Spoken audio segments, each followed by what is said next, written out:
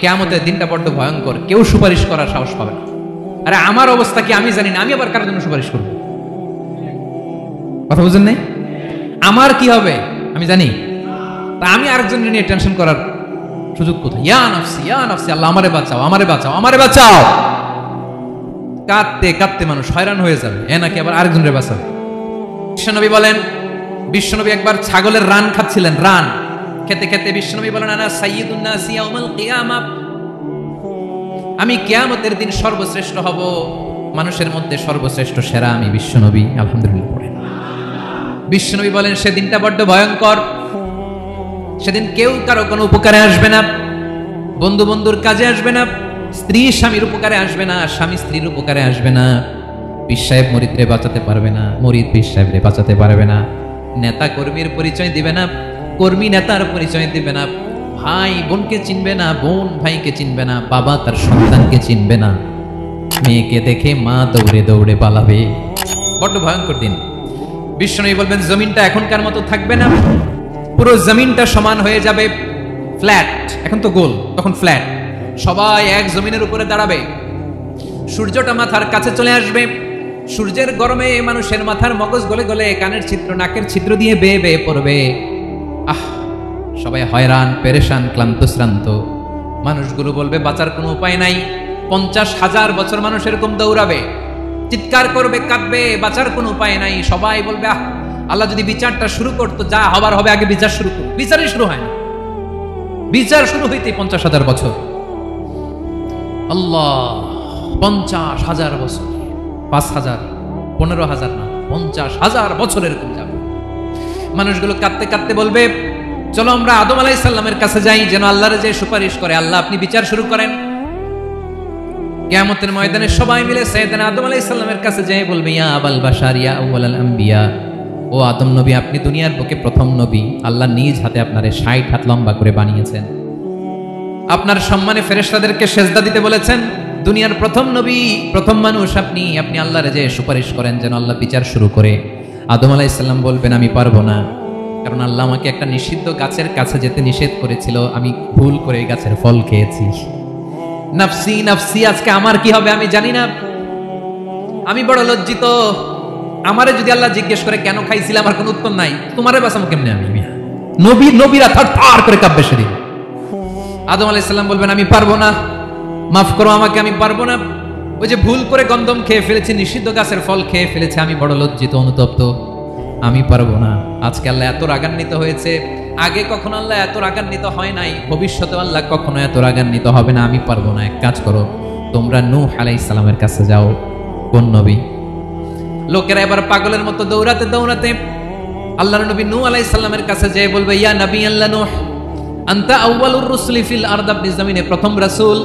আদম আলাইহিস সালাম নবী ছিলেন, রাসূল ছিলেন না, এই দুনিয়ার বুকে প্রথম রাসূল ছিলেন আল্লাহর নবী নূহ আলাইহিস সালাম। সবাই বলবে ও নবী আল্লাহ নূহ, রাসূল আল্লাহ নূহ, আল্লাহ আপনাকে আবদান শাকুরা, শুকরগুজার বান্দা বলে কোরআনে বলেছে। কোরআনে নূহ আলাইহিস সালামের নামেও সূরা আছে না নাই? আপনি আল্লাহর প্রিয় বান্দা, প্রিয় রাসূল।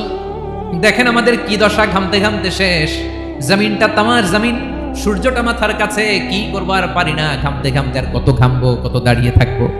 আল্লাহরে যে বলেন বিচার যেন শুরু করে। নূহ আলাইহিস সালাম বলবেন আমিও পারবো না, আমিও পারবো না, আমি আমার ছেলের জন্য এক কথা বলে ভুল করে ফেলছি। যখন মহাপ্লাবন হবে আমি বললাম আল্লাহ আমার কলিজার টুকরা সন্তান রে বাঁচান।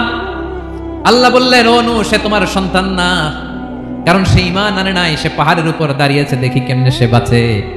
ওই যে আমি একটা না বুঝে আবদার করেছি, আল্লাহ আমার উপর রেগে গিয়েছিলেন। আজকে আল্লাহ ওই ব্যাপারে যদি আমারে প্রশ্ন করে, আমার কোনো জবাব নাই, আমি পারবো না, মাফ করো। তোমরা সবাই মিলে আল্লাহর খলিল ইব্রাহিম আলাইহিস সালামের কাছে যাও। লোকগুলো পাগলের মতো খুঁজতে আরম্ভ করবে, অযুত লক্ষ নিযুত কোটি মানুষের ভিড়ে আল্লাহর খলিল ইব্রাহিমকে যায় বলবে ইয়া খলিলুল্লাহ, ও আল্লাহর খলিল, আল্লাহ আপনাকে বড্ড ভালোবেসেছেন, আপনি কাবা বানিয়েছেন, আল্লাহ আপনাকে বড্ড পছন্দ করেন। দেখেন আমাদের কি অবস্থা, আপনি যে আল্লাহর কাছে সুপারিশ করেন যেন আল্লাহ আজকে বিচার শুরু করে। আল্লাহর নবী ইব্রাহিম বলবেন আমিও পারবো না, আমি আমার জীবদ্দশায় 3টা মিথ্যা বলেছি। কয়টা? আসলে মিথ্যা না, একটু টুইস্ট করে কৌশল করে কথা বলেছিলেন, ওইটাকে হাদিসে মিথ্যা বলা হয়েছে। আমি জীবনে 3টা মিথ্যা বলেছি, জীবন বাঁচানোর তাগিদে কৌশল করে 3টা কথা বলেছি। আজকের এই কঠিন ময়দানে আল্লাহ যদি ওই 3টা কথার ব্যাপারে জিজ্ঞেস করে, লজ্জায় আমি মাথা দেখাতে পারবো না, আমিও পারবো না। আমিও পারবো না। আজকে আল্লাহ এত রেগে আছে, আগে কখনো এত রাগে নাই, পরেও রাখবে না। তোমরা সবাই মিলে বনি ইসরাইলের নবী মুসা আলাইহিস সালামের কাছে যাও। সবাই এবার যাবে মুসা আলাইহিস সালামের কাছে, যেয়ে বলবে, ইয়া নবী আল্লাহ মুসা, আপনি ছিলেন কালিমুল্লাহ, আল্লাহর সাথে সরাসরি কথা বলতেন। রব্বুল আলামিন আপনাকে তাওরাত কিতাব দিয়েছেন, আপনি যে একটু সুপারিশ করেন। আল্লাহর নবী মুসা বলবেন, মাফ করো, আমিও পারবো না। আমি দুনিয়ার বুকে ভুল করে একটা মানুষকে মেরে ফেলেছি। আমি মারছিলাম আদব শিক্ষা দেওয়ার জন্য, এক থাপ্পড়ে, থাপ্পড়ে যে ওই লোক মরেই যাবে আমি জানতাম না। আজকে আল্লাহ যদি জিজ্ঞেস করে কেন মারলা, জবাব আছে? ওই লজ্জায় আমি অনুতপ্ত, আমি পারবো না, আমার এই কথা বলো না। আজকে আল্লাহ বড্ড রেগে আছে, আমি পারবো না। তোমরা আল্লাহর নবী সাল্লাল্লাহু আলাইহি সাল্লামের কাছে যাও। কিয়ামতের ময়দানে মানুষগুলো পাগল পাড়া হয়ে আল্লাহর নবী ঈসা আলাইহিস সালামের কাছে যাবে, যে বলবে, নবী ঈসা আপনি রূহুল্লাহ, বাবা ছাড়া আল্লাহ আপনাকে বানিয়েছেন, ইনজিল কিতাব দিয়েছেন, মৃত মানুষকে আপনি জীবিত করতে পারতেন। আজকের এই কঠিন বিপদের দিনে আপনি আমাদের সাহায্য করেন। আল্লাহর কাছে যে বলেন যেন বিচার শুরু করে। ঈসা আলাইহিস সালাম বলবেন, আমিও পারবো না। ইন্নী উবিদতু মিন দুনিল্লাহ, আমার উম্মত খ্রিস্টানেরা আল্লাহরে বাদ দিয়ে আমি ঈসার ইবাদত করেছে। আমার মা ম্যারি আর আমাকে ডাকতো জেসাস ক্রাইস্ট, আমার ইবাদত করেছে। যদিও আমি আমার ইবাদত করতে বলি না, ঈসা আলাইহিস সালামও ইবাদত করতে বলেছেন একজনের, তিনি কে? আল্লাহর নবী ঈসা আলাইহিস সালাম বলবেন, আমিও পারবো না।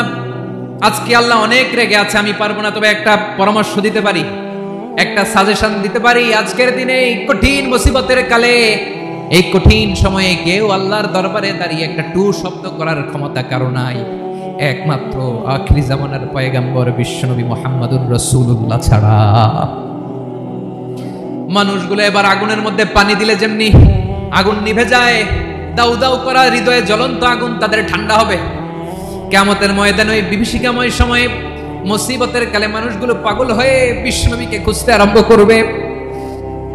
সবাই মিলে বিশ্বনবীর কাছে যেয়ে বলবে, ইয়া রাহমাতাল লিল আলামিন, ইয়া খাতামান নবীন, রাহমাতাল লিল আলামিন। দেখেন আমাদের কি অবস্থা, কি কঠিন বিপদে আমরা আছি, দাঁড়াতে পারি না, সূর্যের আলোতে ঘেমে হয়রান। আজকে কেউ সুপারিশ করতে পারবে না। সব নবীরা অপারগতা স্বীকার করেছে, তারা বলেছে আপনি ছাড়া কেউ নাকি আল্লাহর সামনে দাঁড়াতে পারবেন না, আপনি একটু সুপারিশ করেন। বিশ্বনবী বলবেন, আসো আসো, আজকের দিনে আমি ছাড়া আল্লাহর সামনে কেউ দাঁড়াতে পারবে না। বিশ্বনবী মাকামে মাহমুদে যে আল্লাহু আকবার বলে সিজদায় লুটিয়ে পড়বেন। আল্লাহ রাব্বুল আলামিন বিশ্বনবীকে এমন কিছু চমৎকার শব্দ শেখাবেন, ওই শব্দগুলো দিয়ে আল্লাহর প্রশংসা করে বিশ্বনবী কাঁদতে আরম্ভ করবেন। বিশ্বনবী এমন ভাবে অজর দ্বারায় সিজদায় লুটিয়ে পড়ে কাঁদবেন, রব্বুল আলামিনের রহমতের দরিয়ায় জোশ লেগে যাবে। রব্বুল আলামিন এই দৃশ্য থেকে সহ্য করতে পারবেন না। রব্বুল আলামিন বলবেন, ইয়া মুহাম্মদ ইরফা রাসাক, ও নবী আপনি মাথা তোলেন, মাথা তোলেন, আপনার কান্না আমি সহ্য করতে পারি না। নবী আপনি মাথা তোলেন, সাল তুতা, আজকে আপনি যা চাবেন তাই দেব। নবী আপনি সিজদা থেকে মাথা তুলেন, সাল তুতা, যা চাবেন তাই দেব। ওয়াশফা তুশাফা, যার জন্য সুপারিশ করবেন তার সুপারিশ কবুল করে নেব। বিশ্বনবী এবার মাথা তুলবেন। যে বিভীষিকাময় সময়ে প্রত্যেক নবী বলেছেন আমি পারবো না, প্রত্যেক নবী বলেছেন নফসি নফসি, আমার কি হবে আমি জানি না, আল্লাহ আমারে বাঁচাও। প্রতিটি নবী বলবেন নফসি নফসি, আল্লাহ তুমি আমারে বাঁচাও, আমারে বাঁচাও। বিশ্বনবী মাথা তুলবেন, তুলে বলবেন রব্বি হাবলি উম্মতি, আল্লাহ তুমি আমার গুনাহগার উম্মতকে বাঁচাও। এই দুনিয়ার বুকে রব্বুল আলামিন সব নবীকে একটা করে দাওয়া মুস্তাজাবা দিয়েছেন, মানে যে দোয়া করলে কবুল হয়ে যায় সাথে সাথেই। দাও বিহা, দুনিয়ার সব নবীরা ওই দোয়াটা দুনিয়ায় করে ফেলেছে। সব নবীকে আল্লাহ একটা করে দোয়া দিয়েছেন, নবী দোয়া করলেই কবুল। সব নবীরা ওই দোয়া করে ফেলেছে দুনিয়াতে। বিশ্বনবী বলেন আমি করি নাই। ওয়া ইন্নী আখতাবিউ দাওয়াতি শাফাআতান লি উম্মতি ইয়াউমাল কিয়ামাহ, আমার ওই স্পেশাল দোয়াটা আমি দুনিয়ার বুকে কঠিন বিপদে পড়েও কোনোদিন করি নাই। আমি আমার স্পেশাল দোয়াটা কিয়ামতের দিন আমার গুনাহগার উম্মতকে সুপারিশের জন্য রেখে দিয়েছি। আল্লাহ বলবেন নবী ইরফা রাসাক, মাথা তোলেন, আর কাটবেন না। বিশ্বনবী মাথা তুলবেন, আল্লাহ বলবেন সাল তুতা, আপনি যা চাবেন তাই দেব। ওয়াশফা তুশাফা, সুপারিশ করেন, সুপারিশ কবুল করব। বিশ্বনবী বলবেন আল্লাহ ওই স্পেশাল দোয়াটা দুনিয়াতে করি নাই, আজকে আমি তোমার দরবারে দাঁড়িয়ে কিয়ামতের দিন ওই দোয়াটা করছি। আল্লাহ আমার যে উম্মতের হৃদয়ে যাররা পরিমাণ ঈমান আছে, আমার একটা উম্মতকেও তুমি জাহান্নামে ঢোকাতে পারবা না। বিশ্বনবী পাগলের মতো একবার হাউজে কাউসারে যাবেন, একবার সিরাতে যাবেন, একবার পুলসিরাতের দিকে, একবার হাউজে কাউসারের দিকে পাগলের মতো দৌড়াতে থাকবেন, তার কোনো গুনাহগার উম্মত যাতে জাহান্নামে ঢুকে না যায়। সেদিন কেউ সুপারিশ করতে পারবে না বিশ্বনবী ছাড়া। এজন্য 5 নম্বর আল্লাহ বললেন, মান যাল্লাযী ইয়াশফাউ ইনদাহু ইল্লা বিইযনিহি। কার সাহস আছে, কার এত বড় বুকের পাটা কিয়ামতের কঠিন দিন আল্লাহর সামনে দাঁড়িয়ে সুপারিশ করবে? কার ক্ষমতা নেই, কারো ক্ষমতা নাই। বিশ্বনবী সেদিন সিজদায় পড়ে উম্মতের জন্য কাঁদবেন, সবাই কাঁদবে, নাফসি নাফসি, আল্লাহ আমারে বাঁচাও, আল্লাহ আমারে বাঁচাও। বিশ্বনবী বলবেন, উম্মতি উম্মতি। বিশ্বনবী আমার জন্য কাঁদবেন, আপনার জন্য কাঁদবেন, আমাদের জন্য সেদিন কেঁদে কেঁদে জাহান্নামের দরজায় দাঁড়িয়ে আমাদেরকে টেনে টেনে জান্নাতে ঢুকাবেন। এজন্য এই বিশ্বনবীর ভালোবাসা যেন আমাদের হৃদয়ে ভরপুর থাকে। আমার ভাইয়েরা, প্রতি শুক্রবার বিশ্বনবীর উপরে বেশি বেশি যেন আমরা দুরূদ পড়ি। আমরা যখন বিশ্বনবীর সালাম দেই, দুরূদ পড়ি, একদল স্পেশাল ফেরেশতা আছে যারা বিশ্বনবীর দুরূদটা নিয়ে সরাসরি বিশ্বনবীর রওজায় যায়, যে বলে অমুকের বেটা অমুক আপনারে সালাম দিয়েছে। বিশ্বনবী নিজ কবরের থেকে নিজেই সালামের উত্তর দেয়। বিশ্বনবীর ভালোবাসা যেন আমাদের হৃদয়ে থাকে, বিশ্বনবীর সুন্নাহ দিয়ে যেন আমাদের জীবনটাকে সাজাই, পারা যাবে ইনশাআল্লাহ। বিশ্বনবীর ভালোবাসা ছাড়া কেউ জান্নাতে ঢুকতে পারবে? বিশ্বনবীর পক্ষে আমরা বলবো, বিশ্বনবীর পক্ষে আমরা লিখবো, বিশ্বনবীর জন্য আমরা আমাদের কলিজার রক্ত বিলিয়ে দিব, ঠিক কিনা বলেন? সেদিন বিশ্বনবী ছাড়া কেউ সুপারিশ করতে পারবে না। 5 নম্বর আল্লাহ বললেন, মান যাল্লাযী ইয়াশফাউ ইনদাহু ইল্লা বিইযনি। কে আছে সুপারিশ করবে আল্লাহর সামনে? আর আপনি আপনার বাবার দরবারে যে সিজদা দেন, হ্যাঁ? ইব্রাহিম আলাইহিস সালাম থারথার করে কাঁপবে আর বলবে, নাফসি নাফসি, আল্লাহ আমারে বাঁচাও। মুসা আলাইহিস সালাম থারথার করে কাঁপবে, আল্লাহ নাফসি নাফসি, আমারে বাঁচাও। আর আপনি পীরের দরবারে যে সিজদা দেন, কোথায় আছেন আপনি? খবরদার, কেউ বাঁচাতে পারবে না। যাকে ইল্লা আল্লাহ যাকে অনুমতি দেন, বিশ্বনবীকে দিবেন, নবীদেরকে দিবেন, এরপরে আল্লাহ তার স্পেশাল ওয়ালিদেরকে, মুত্তাকিনদেরকে, শহীদদেরকে, সিলেক্টেড বান্দাদেরকে দিবেন। কিন্তু কাকে দিবেন, কার জন্য দিবেন, দুনিয়ার কেউ জানে না একজন ছাড়া, তিনি কে? আল্লাহর ওয়ালিদেরকে, নেককার লোকদেরকে আল্লাহ সুপারিশের অনুমতি দিবেন। কিন্তু আপনি যারে মানেন, যার পায়ে সিজদায় লুটিয়ে পড়ে থাকেন, তারে যে আল্লাহ দিবেন, এটার কোনো গ্যারান্টি আছে? কথা বলেন। এজন্য জপতে হবে একজনের নাম, আওয়াজ করে বলুন, তিনি কে? আয়াতুল কুরসির 5 নাম্বার কথা হচ্ছে, সেদিন কেউ কারো উপকারে আসবে না, সুপারিশ করার সুযোগ পাবে না, আল্লাহ যাকে অনুমতি দেয় তিনি ছাড়া। কয়টা গেল? 6 নম্বর আল্লাহ বললেন, ইয়ালামু মা বাইনা আইদিহিম ওয়া মা খালফাহুম। তোমাদের সামনে, তোমাদের পেছনে যখন যেটাই ঘটুক না, জানে কে? আওয়াজ করে বলুন, কেউ যেটা জানে না, জানে কে? কেউ যেটা দেখে না, দেখে কে? কেউ যেটা শোনে না, শোনে কে? ইয়ালামু মা বাইনা আইদিহিম ওয়া মা, দৃষ্টিগোচর, দৃষ্টির বাইরে যা ঘটে কে জানে?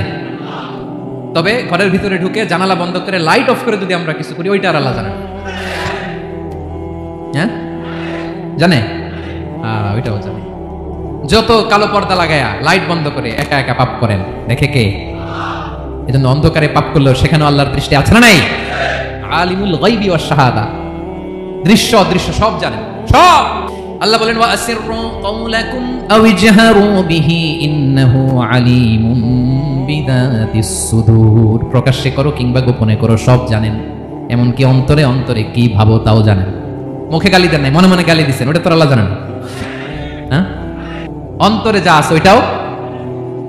ইয়ালামু খাইনাতাল আয়ুন ওয়া মা তুখফিস সুদূর।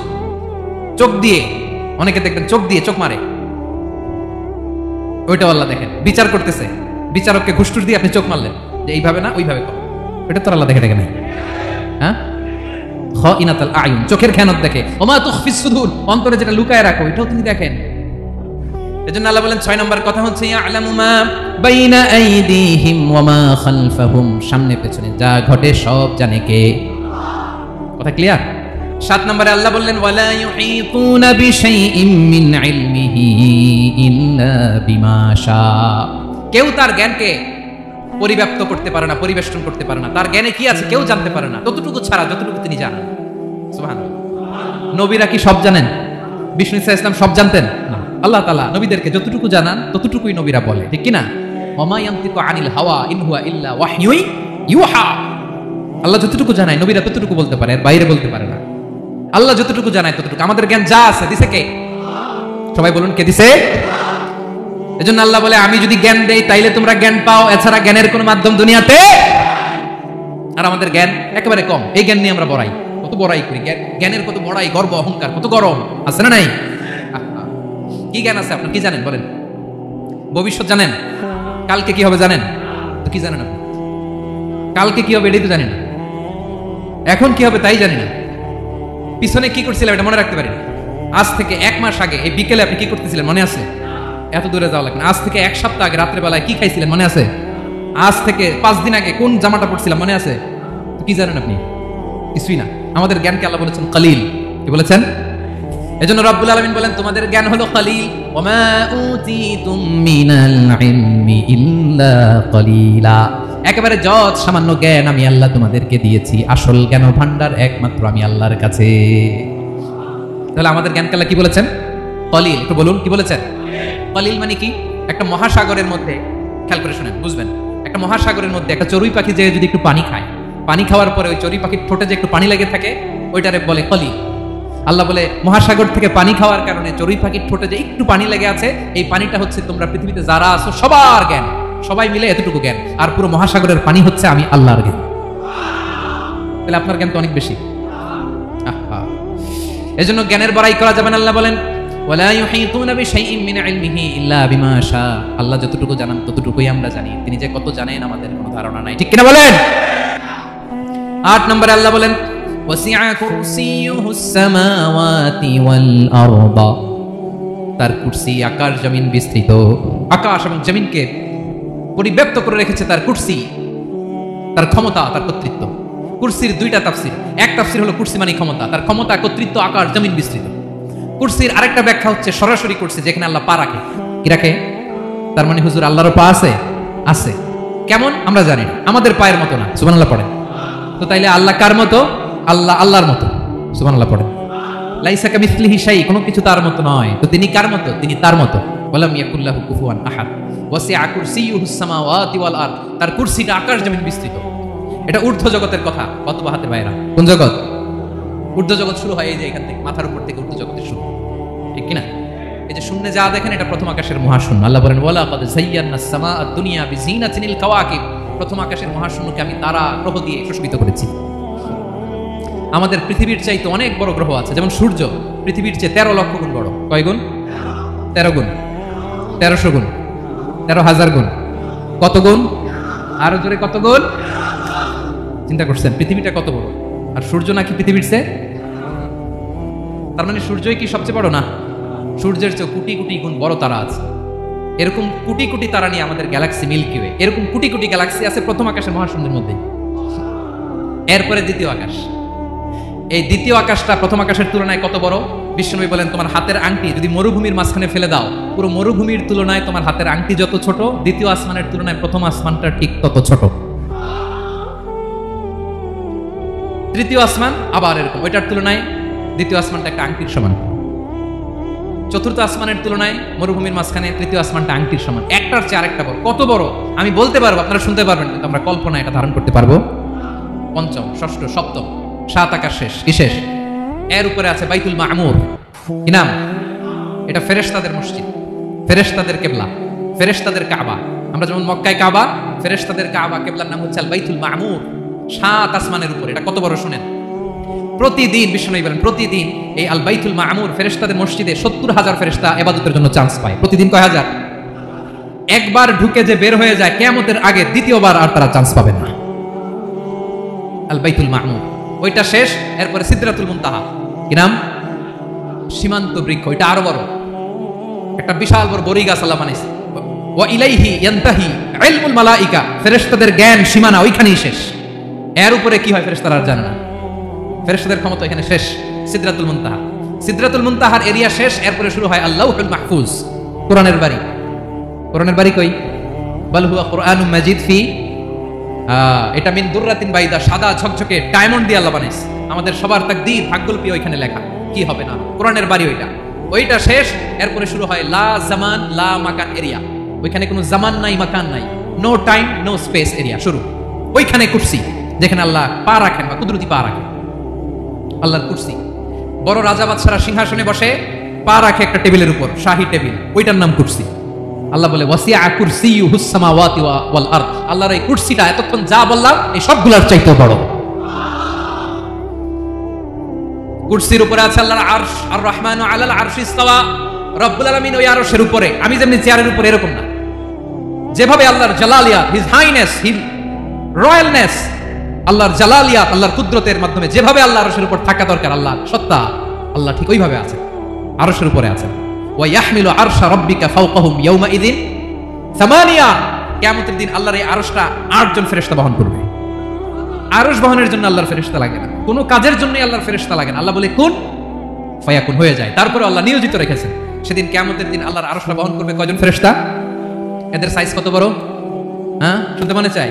বিশ্বনবী বলেন, ইন্না মা বাইনা শাহমাতি উযুনিহি ইলা আতিকিহি মাসিরাতু 700 সানা। বিশ্বনবী বলেন, ওই ফেরেশতার সাইজ আমি দেখে এসেছি কত বড়, শোনো, যারা আল্লাহর আরশ বহন করবে। পুরো সাইজ বলা যাবে না। বিশ্বনবী বলেন, ওই ফেরেশতার কানের লতি থেকে কাঁধ বরাবর। আপনার কানের লতি থেকে কাঁধ কতটুকু হবে? 4 আঙ্গুল 5 আঙ্গুল। বিশ্বনবী বলেন যে 8 জন ফেরেশতা কিয়ামতের দিন আল্লাহর আরশের পায়া ধরে থাকবে, ওই ফেরেশতাগুলোর কানের লতি থেকে কাঁধ বরাবর আসতে সবচেয়ে দ্রুতগামী যানবাহন, পৃথিবীতে সবচেয়ে দ্রুত চলে আলোর ফোটন। আলোর ফোটন 1 সেকেন্ডে চলে 3 লক্ষ কিলোমিটার। কয় লক্ষ কিলোমিটার? 1 ঘন্টায়? 1 মিনিটে? কয় সেকেন্ডে? 1 সেকেন্ড কইতে তো 2 সেকেন্ড লাগে।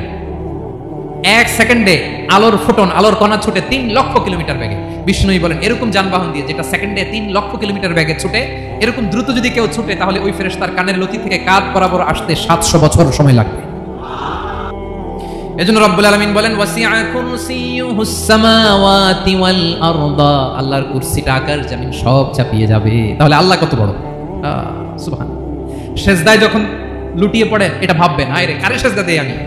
তিনি কি সুমহান, কি সুবিশাল, ওই রবের গোলাম আমি। আলহামদুলিল্লাহ পড়েন। 9 নম্বরে আল্লাহ বলেন, ওয়ালা ইয়াউদুহু হিফযুহুমা, এই বিশাল আকাশ জমিনকে রক্ষণাবেক্ষণ করতে যে আল্লাহ কঠিন কালেও ক্লান্ত হয় না। নাকি আমার আপনার মতো ক্লান্ত হয়? আল্লাহর ক্লান্তি আছে? শ্রান্তি আছে? বিশ্রাম আছে? বিরাম আছে? ঘুম, জিমানি? সুবহানাল্লাহ পড়েন। আল্লাহ বলে, ওয়ালা ইয়াউদুহু হিফযুহুমা, এগুলোকে রক্ষণাবেক্ষণ করতে আল্লাহ ক্লান্ত হয়ে পড়েন না। 9 নম্বরে বললেন, আল্লাহর কোনো ক্লান্তি নাই, সব কিন্তু দেখভাল করেন, প্রতি মুহূর্তে প্রতি সেকেন্ডে যার যেটা লাগে করেন। এই পুরো বসুন্ধরা পৃথিবী মহাবিশ্ব যেভাবে চলা দরকার সৃষ্টির পর থেকে আজও চলছে। চালায় কে? ইঞ্জিনিয়ারটা কে? আসল কারিগরটা কে? 9 নম্বর চলে গেল, আল্লাহ ক্লান্ত হন না। আর বাকি রইল কয়টা? সব শেষে আল্লাহ তাআলা বললেন, ওয়া হুয়াল আলিয়ুল আযীম, ওয়া হুয়াল আলিয়ুল আযীম, তিনি হচ্ছেন আল আলিয়ুল আযীম। সব শেষ কথা। প্রিয় ভাইয়ের, আমি বলেছিলাম আয়াতুল কুরসিতে আল্লাহর মোট কয়টা সুন্দর সুন্দর নাম আছে? 2টা তো বলে ফেলছি। এগুলো কি ছিল? আল হাইয়ু, আল কাইয়ুম। এবার সব শেষে 3 আর 4 নাম্বারটা আসছে। এটা কি? একটা আল আলী আর একটা আযীম। 3 নাম্বারটা হচ্ছে আল আলী, 4 নাম্বারটা আযীম। আল আলী মানে হচ্ছে সর্বোচ্চ, দ্য গ্রেটেস্ট, দ্য হাইয়েস্ট। তার উপরে কেউ আছে? ঊর্ধ্ব জগতের যে বর্ণনা দিছি, কি বুঝলেন? আল্লাহর উপরে কেউ আছে? এজন্য তিনি হচ্ছেন আল আলী, সবচেয়ে উপরে, সর্বোচ্চ, দ্য হাইয়েস্ট। তার উপরে কেউ। এজন্য আল্লাহ বলেন, সাব্বিহ ইসমা রাব্বিকাল আ'লা। আল আলী আর আল আ'লা কাছাকাছি অর্থ। প্রশংসা করো ওই আল্লাহর, যিনি হলেন আ'লা, সবচেয়ে বড়। তার চেয়ে বড় কেউ আছে নাকি? তার উপরে কেউ আছে নাকি? আল আ'লা। এজন্য আমরা যখন সিজদায় লুটিয়ে পড়ি, আমরা যখন সবচেয়ে নিচে যাই, আমরা বলি আল্লাহ তুমি সবচেয়ে উপরে। আমরা যখন সিজদায় যাই, আমরা তখন সবচেয়ে কি? নিচে, তাই না? এর চেয়ে নিচে আর মানুষের সবচাইতে দামি অঙ্গ কপালটারে মাটিতে ঘষি, আমি সবচেয়ে নিচে, আর আমি বলি সুবহানা রাব্বিয়াল আহা, সুবহান রাব্বিয়াল আ'লা। আল্লাহ তুমি সবচেয়ে উপরে, আমি সবচেয়ে নিচে, কিন্তু তুমি সবচেয়ে উপরে। সুবহানাল্লাহ পড়ে। আল্লাহ বলে, আমি হলাম আল আলী। 4 নম্বরে আমি হলাম আল আযীম, হাইয়ু কাইয়ুম। শেষে বললেন, আমি হলাম আল আলী, আমি হলাম আল আযীম। আযীম মানে সুমহান, দ্য সুপ্রিম। সুপ্রিম আল্লাহর সবকিছু চরম পর্যায়ে। তার সবকিছু কি? আল্লাহর শাস্তি চরম পর্যায়ে, আল্লাহর দয়া পরম পর্যায়ে, তার সৃষ্টি প্রকাণ্ড, তার ক্ষমতা প্রচন্ড। তিনি আল আলী, আল আযীম। আওয়াজ করে পড়েন আল্লাহু আকবার। আল্লাহ বলে, আমি হলাম আল আলী, আমি হলাম আল আযীম, আমি হলাম সুমহান। আমার সবকিছু বড়, আমার শাস্তি বড়, আমার দয়াও বড়, মায়াও বড়। আমি যখন শাস্তি দেই, আমার শাস্তির মতো কেউ শাস্তি দিতে পারে না। আমি আল্লাহ সবসময় ধরি না, ধরলে ছাড়ি না। ঠিক কিনা? ধরে ধরে ধরে না, ধরলে আল্লাহ সাবধান। যখন আযাব আসবে, গজব আসবে, পালাবার জায়গা খুঁজে পাওয়া যাবে। সামান্য ভূমিকম্প দিলে আমাদের অবস্থা কি হয় দেখেন তো? হ্যাঁ, সামান্য একটু ভূমিকম্প দিলে বাঁচার উপায় আছে? আল আযীম, ইন্না যালজালাতাস সাআতি শাইউন আযীম। কিয়ামতের সেই প্রকম্পনটা বড় ভয়ঙ্কর, বড় ভয়ঙ্কর। এজন্য আমরা সে আল্লাহর ইবাদত করি যিনি কখনো ঘুমান না, যিনি ক্লান্ত হন না, যার লয় নাই, যার কোনো ক্ষয় নাই, যিনি ছাড়া আমাদের বাঁচার কোনো উপায় নাই। ঠিক কিনা বলেন? 10 নম্বর ক্লিয়ার? আলহামদুলিল্লাহ পড়েন। যা বললাম আমরা যেন আমল করতে পারি। তাহলে একটি আয়াতের তাফসীর শুনলাম, আয়াতটার নাম প্রত্যেক ফরজ নামাজের পরে পড়বেন, সকাল সন্ধ্যা পড়বেন, ওয়াজিফা হিসেবে মানবেন তো? কোন সূরায়? আয়াত নাম্বার মোট কয়টা কথা? 1 নাম্বার, আল্লাহ ছাড়া কোনো ইলাহ নাই, তাকে ছাড়া কাউকে সেজদা দেব। 2 নাম্বার, তিনি আল হাইয়ুল কাইয়ুম, সব মরবে, তিনি মরবে, গোটা বিশ্ব তার কাছে ঠেকা, তিনি কারো কাছে ঠেকা। 3 নাম্বার, তার ঘুমও নাই, ঘুমের আগে যে ঝিমুনি আছে সেটাও। 4 নাম্বার, আকাশ জমিন এর মাঝে যা আছে সবকিছুর আসল মালিকানা কার? 5 নাম্বার, কিয়ামতের দিন যখন থারথার করে নবীরা কাঁপবে, তার অনুমতি ছাড়া কেউ আল্লাহর দরবারে দাঁড়িয়ে সুপারিশ করতে পারবে। 5 নাম্বার, আমাদের সামনে পেছনে উপরে নিচে প্রকাশ্যে গোপনে যা ঘটে কেউ দেখে না, দেখে কে? কেউ জানে না, জানে কে?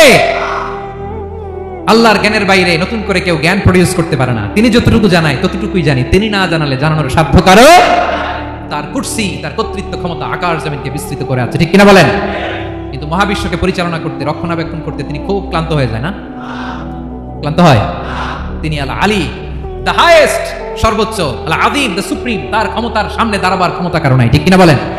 সে আল্লাহর গোলাম হতে পারে, আমরা খুশি না বেজার? আমরা যা করবো আল্লাহর খুশি করার জন্য করবো, যা করবো আল্লাহর রাজি খুশির জন্য করবো। মনের দুঃখ জ্বালা ফেসবুকে শেয়ার দেওয়ার আগে আমি শেয়ার দেবো কার সাথে? পারবেন? পারবেন? আল্লাহরে ভালো লাগে, আল্লাহরে মায়া লাগে, আল্লাহর কাছে চোখের পানি ছেড়ে কাঁদতে ভালো লাগে? আল্লাহর কাছে বলেন, ইদা সাআলতা ফাসআলিল্লাহ, বিষ্ণু বললেন যখন চাইবে আল্লাহর কাছে চাইবে। ওয়া ইদা ইসতাআনতা ফাসতাঈন বিল্লাহ, সাহায্য করার মালিক একজন, তিনি কে? আল্লাহ তাআলা আমাদের সবাইকে কথাগুলো বুঝার আমল করার তৌফিক দান করুন।